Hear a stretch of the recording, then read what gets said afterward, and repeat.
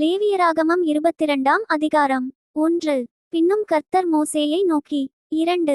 இஸ்ரவேல் புத்திரர் எனக்கென்று நியமித்துச் செலுத்துகிற பரிசுத்த வஸ்துக்களை குறித்து ஆரோனும் அவன் குமாரரும் என் பரிசுத்த நாமத்தை பரிசுத்த குலைச்சலாக்காதபடிக்கு எச்சரிக்கையாய் இருக்க வேண்டும் என்று அவர்களோடே சொல், நான் கர்த்தர்.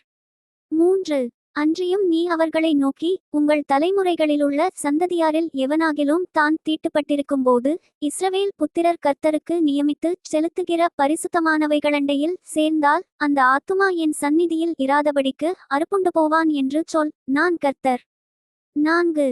ஆரோனின் சந்ததியாரில் எவன் குஷ்டரோகியோ எவன் பிரமியமுள்ளவனோ அவன் சுத்தமாகும் மட்டும் பரிசுத்தமானவைகளில் புசிக்கலாகாது, பிணத்தினாலே தீட்டானவைகளில் எதையாகிலும் தொட்டவனும் இந்திரியங்கழிந்தவனும்.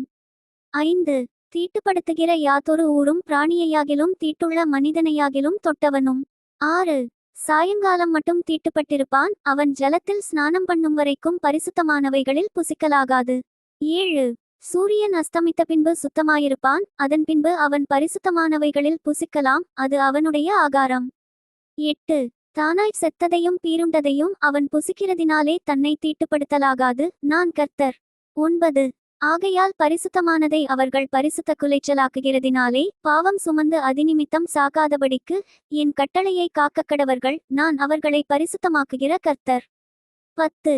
அந்நியன் ஒருவனும் பரிசுத்தமானவைகளில் புசிக்கலாகாது, ஆசாரியன் வீட்டில் தங்கியிருக்கிறவனும் கூலி வேலை செய்கிறவனும் பரிசுத்தமானதில் புசிக்கலாகாது.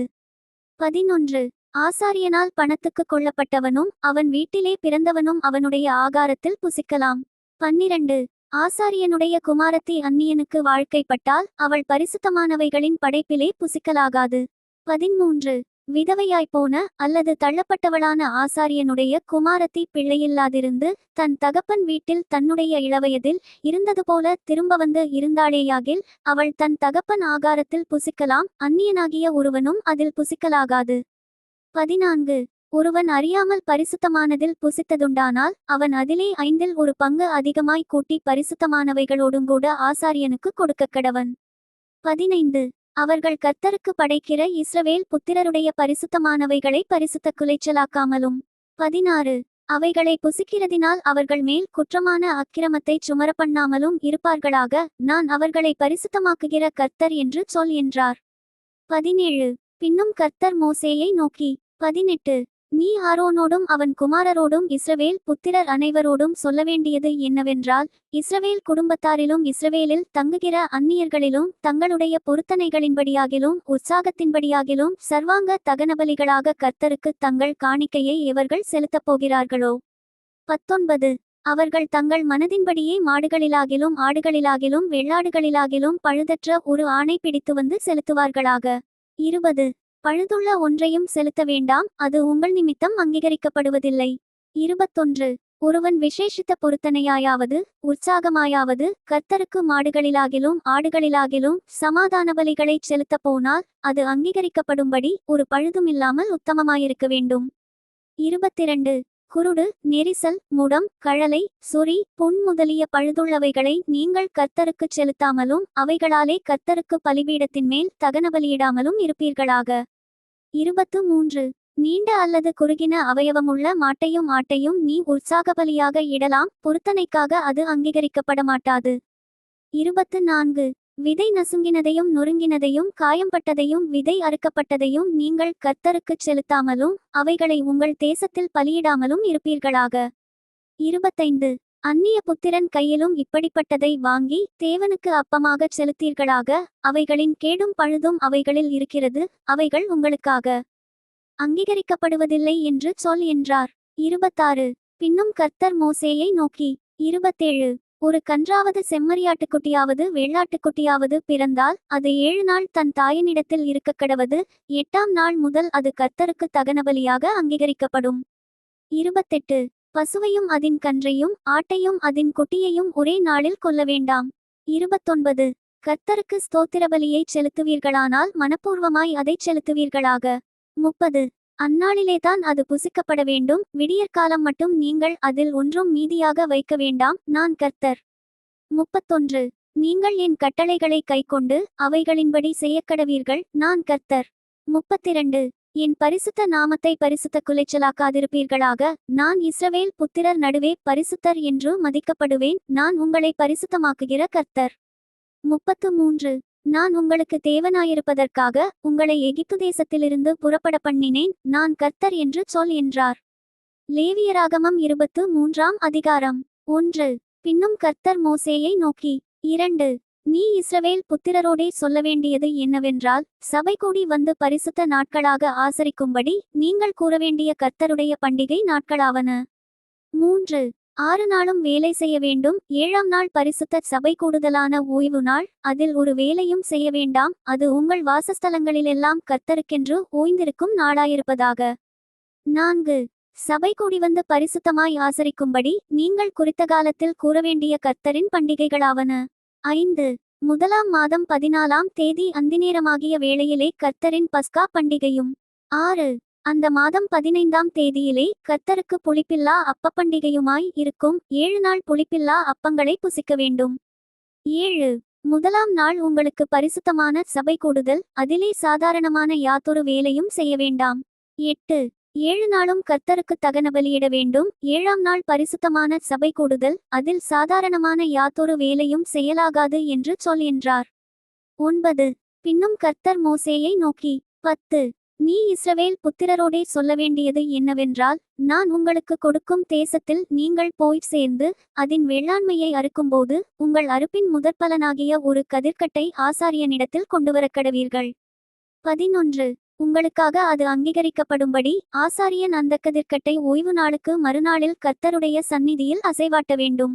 12 நீங்கள் அந்த கதிர்க்கட்டை அசைவாட்டும் நாளில் கர்த்தருக்கு சர்வாங்க தகனபலியாக ஒரு வயதான பழுதற்ற ஒரு ஆட்டுக்குட்டியையும்.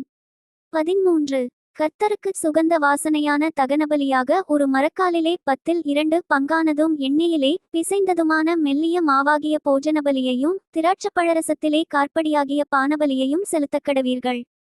14 உங்கள் தேவனுக்கு காணிக்கையை நீங்கள் கொண்டுவரும் அந்நாள் மட்டும் அப்பமும் வாட்டிய கதிரும் பச்சை கதிரும் புசியீர்களாக. இது உங்கள் வாசஸ்தலங்களிலெல்லாம் உங்கள் தலைமுறைதோறும் செல்ல வேண்டிய நித்திய கட்டளை. 15 நீங்கள் அசைவாட்டும் கதிர்க்கட்டை கொண்டுவரும் ஓய்வு நாளுக்கு மறுநாள் முதற்கொண்டு எண்ணத் துவக்கி 7 வாரங்கள் நிறைவேறின பின்பு 16 7ஆம் ஓய்வு நாளுக்கு மறுநாளாகிய 50ஆம் நாள் மட்டும் எண்ணி கர்த்தருக்கு புதிய போஜனபலியை செலுத்தக்கடவீர்கள். 17 நீங்கள் ஒரு மரக்காலிலே 10 பங்காகிய மெல்லிய மாவிலே புளிப்பாக பாகம் பண்ணப்பட்ட அசைவாட்டும் காணிக்கையாயிருக்கிற 2 அப்பங்களை உங்கள் வாசஸ்தலங்களிலிருந்து கர்த்தருக்கென்று முதற்பலனாக கொண்டு வந்து 18 அப்பத்தோடே கூட கர்த்தருக்கு சர்வாங்கதகனபலியாக ஒரு வயதான பழுதற்ற 7 ஆட்டுக்குட்டிகளையும் ஒரு காளையையும் 2 ஆட்டுக்கடாக்களையும் கர்த்தருக்கு சுகந்த வாசனையான தகனபலியாக அவைகளுக்கு அடுத்த போஜனபலியையும் பானபலியையும் செலுத்தி 19 வெள்ளாடுகளில் ஒரு கடாவை பாவநிவாரண பலியாகவும் ஒரு வயதான 2 ஆட்டுக்குட்டிகளை சமாதான பலியாகவும் இடக்கடவீர்கள். 20 அவைகளை ஆசாரியன் முதற்பலனாகிய அப்பத்தோடும் 2 ஆட்டுக்குட்டிகளோடும் கூட கர்த்தருடைய சந்நிதியில் அசைவாட்டும் பலியாக அசைவாட்டக்கடவன். கர்த்தருக்கு பரிசுத்தமாகிய அவைகள் ஆசாரியனுடையவைகளாகும். 21 அந்த நாள் உங்களுக்கு சபை கூடும் பரிசுத்த நாள் என்று கூற வேண்டும். அதிலே சாதாரணமான யாதொரு வேலையும் செய்யலாகாது. இது உங்கள் வாசஸ்தலங்களிலெல்லாம் உங்கள் தலைமுறைதோறும் செல்ல வேண்டிய நித்திய கட்டளை. 22 உங்கள் தேசத்தின் வேளாண்மையை நீங்கள் அறுக்கையில் வயலின் ஓரத்தில் இருக்கிறதை முற்றிலும் அறுக்காமலும் சிந்தி கிடக்கிற கதிர்களை பொறுக்காமலும் எளியவனுக்கும் பரதேசிக்கும் அவைகளை விட்டுவிட வேண்டும். நான் உங்கள் தேவனாகிய கர்த்தர் என்று சொல் என்றார்.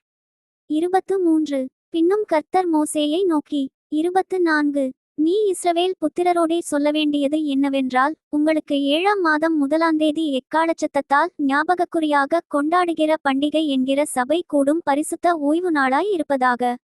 25 அதிலே சாதாரணமான யாதொரு வேலையும் செய்யாமல் கர்த்தருக்கு தகனபலி செலுத்த வேண்டும் என்று சொல் என்றார். 26 பின்னும் கர்த்தர் மோசேயை நோக்கி 27 அந்த 7ஆம் மாதம் 10ஆம் தேதி உங்களுக்கு பாவநிவிர்த்தி செய்யும் நாளும் சபை கூடும் பரிசுத்த நாளுமாயிருப்பதாக.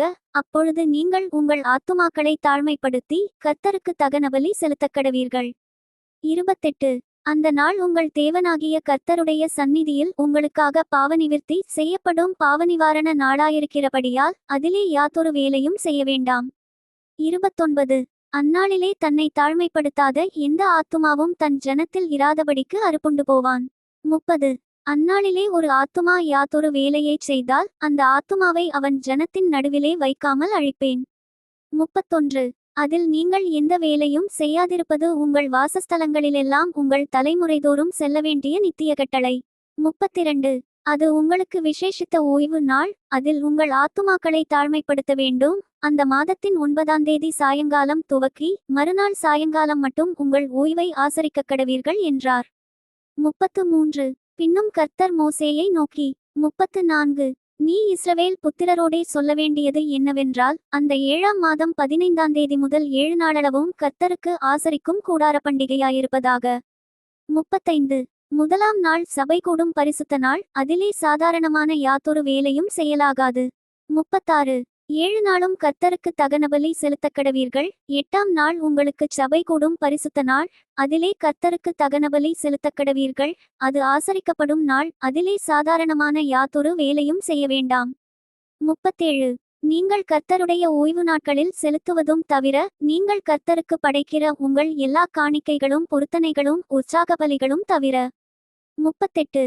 நீங்கள் அந்தந்த நாளுக்குத்தக்கதாய் கர்த்தருக்குச் சர்வாங்க தகனபலி, போஜனபலி, இரத்தபலி, பானபலி முதலானவைகளைச் செலுத்தும்படி சபை கூடி வந்து பரிசுத்தமாய் ஆசரிப்பதற்காக நீங்கள் கூறவேண்டிய கர்த்தருடைய பண்டிகைகள் இவைகளே. 39.